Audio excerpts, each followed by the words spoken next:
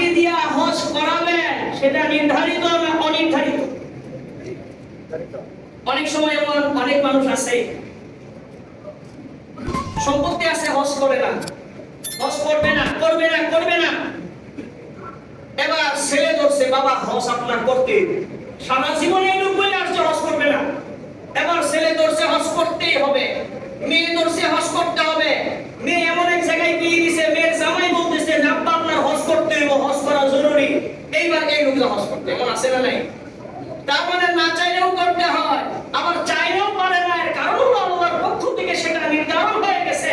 জানা নাই কার উপর নির্ধারিত হয়েছে, কে করতে পারবে কে করতে পারবে না। কিন্তু আমাদের সবার তো আশা আছে, সবার আশা আছে না?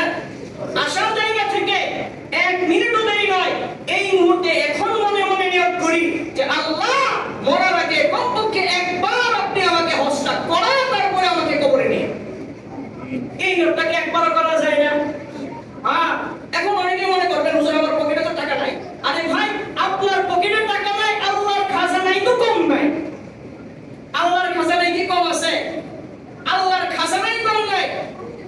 ওই দিন আমি একজন মাওলানা সাহেবের সাথে দেখা হলো, উনি আমাকে বললেন হুজুর এই পর্যন্ত আমি 28 বার হজ করছি।